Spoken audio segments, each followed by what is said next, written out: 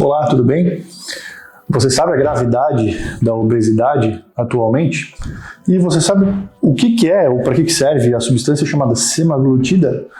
Eu sou Marcos Stack, eu sou médico, eu trabalho com isso diariamente, estou aqui para a gente conversar um pouquinho a respeito de obesidade e dessa substância, desse fármaco conhecido como semaglutida. Como todo mundo sabe, não é nenhuma novidade, a obesidade vem sendo uma epidemia mundial com números crescentes em todos os países do globo. Dessa forma, ela se torna um problema de saúde pública, não só por ser uma doença, mas também por ser um fator de risco para desenvolvimento de outras doenças, as quais são a principal causa de morte nos países desenvolvidos, causas cardiovasculares relacionadas a doenças crônicas não transmissíveis, diabetes, hipertensão e a própria obesidade. A obesidade hoje é definida como por um valor de IMC, que é o valor obtido pela divisão do peso pela altura do indivíduo ao quadrado, e esse valor estando acima de 30, maior ou igual a 30, a gente caracteriza o indivíduo como obeso, e essa obesidade é dividida em 3 graus,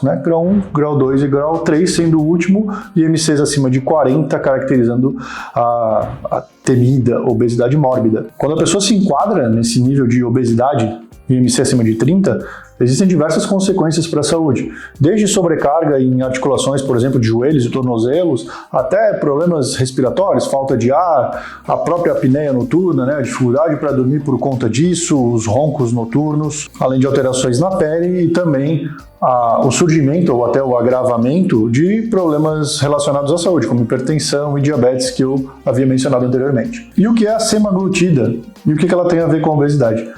A semaglutida é uma molécula análoga a um hormônio que nós produzimos chamado GLP-1, o peptídeo semelhante ao glucagon do tipo 1. A semaglutida é uma substância produzida de forma artificial e que tem a mesma função do GLP-1 produzido por nós no nosso intestino de forma endógena, natural. Esse medicamento surgiu como uma opção de tratamento farmacológico para pacientes com diabetes e viu-se nos estudos que os pacientes diabéticos que utilizavam semaglutida apresentavam uma potencial perda de peso bastante interessante. Então começou-se a utilizar a semaglutida para o tratamento farmacológico da obesidade. E hoje a gente sabe que esse medicamento é o fármaco com o maior potencial que já existiu de redução de peso no indivíduo obeso. Então é uma excelente opção, uma excelente ferramenta quando a gente fala em farmacoterapia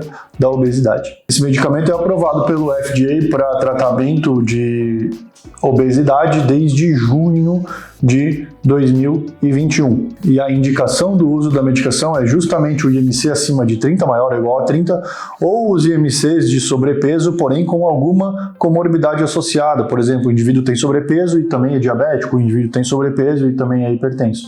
Nesses casos, a gente tem indicação formal do uso desse medicamento. A utilização dele na prática, atualmente, no Brasil, disponível, é a aplicação injetável subcutânea em dosagem semanal. Isso favorece e acaba fornecendo uma extrema facilidade de uso, uma vez que não é uma medicação de uso diário, e sim de uma vez por semana, apesar de ser um injetável subcutâneo. Agora, no primeiro semestre de 2022, a semaglutida oral vai entrar em circulação também aqui no Brasil e ela vem como uma ferramenta farmacológica no tratamento da diabetes e não com indicação formal para o uso em pacientes com sobrepeso ou com obesidade. O GLP-1 que a gente produz no intestino após a alimentação tem diversas funções no nosso organismo, bem como essas funções serão compartilhadas com a medicação, com a semaglutida.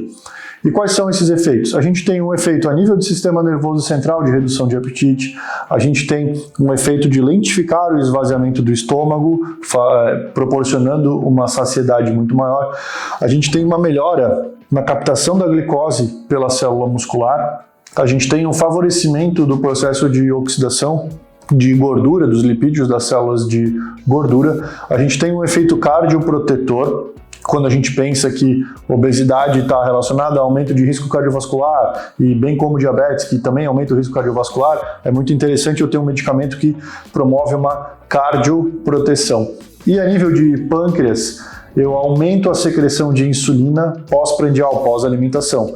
Quando eu me alimento, eu faço um pico de insulina para sinalizar as minhas células para captarem essa glicose da alimentação que está circulando, que está na corrente sanguínea. Eu aumento a secreção de insulina nesse momento, no momento pós-alimentação. E eu também tenho um efeito de aumentar a proliferação das células beta do pâncreas, que são as células que produzem insulina. E além disso tudo, eu ainda tenho uma diminuição da produção de glicose pelo fígado.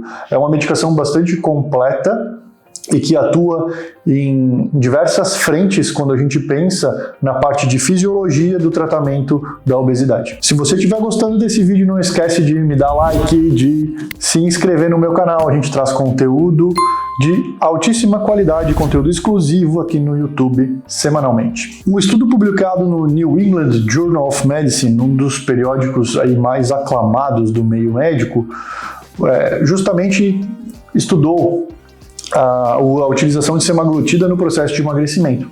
E nessa pesquisa, 1.961 indivíduos foram alocados em grupos recebendo semaglutida ou recebendo placebo e avaliou-se esses indivíduos ao longo de 68 meses. Ao final do período de avaliação, o grupo que utilizou semaglutida teve uma perda média de peso de 15%, com alguns indivíduos perdendo percentuais acima de 22%, 23% do seu peso inicial. Já o grupo placebo, o grupo que não recebia a medicação, teve uma perda de peso de apenas 2,4%. Óbvio que nem tudo são mil maravilhas e a gente tem uma série de efeitos colaterais relacionados ao uso dessa medicação. Os principais são náuseas, enjoos, vômitos, dores de cabeça, cefaleia e alterações intestinais, tanto diarreia quanto constipação. Esses são os mais comuns e também, querendo ou não, os mais brandos e que acabam sendo bem tolerados e o organismo acaba se adaptando após um período de 8 a 10 semanas e esses efeitos colaterais acabam diminuindo drasticamente. A princípio, a medicação ainda não é liberada para gestantes, não é liberada para mulheres que amamentam e a utilização dessa medicação em crianças e adolescentes obesos ainda vem sendo estudada e também até o momento deste vídeo não era uma indicação formal. Vale ressaltar aqui o meu papel, principalmente como médico, de que o uso indiscriminado de qualquer medicamento ou sem indicação clínica ele vai trazer muito mais riscos à saúde do que benefícios. Esse uso indiscriminado ele deve ser repreendido e, a meu ver, essa medicação é uma medicação que deveria ser de venda controlada, com receituário controlado e com retenção de receita. Hoje, infelizmente, no Brasil é uma medicação de venda livre e muitas pessoas vêm utilizando sem indicação clínica.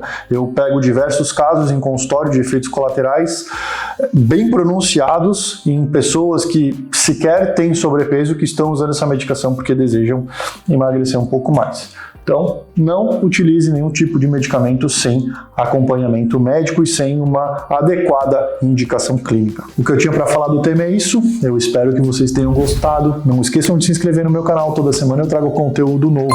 Deixe o seu like aqui no vídeo e envie para uma pessoa que precisa ter acesso a esse tipo de informação. A gente se vê no próximo.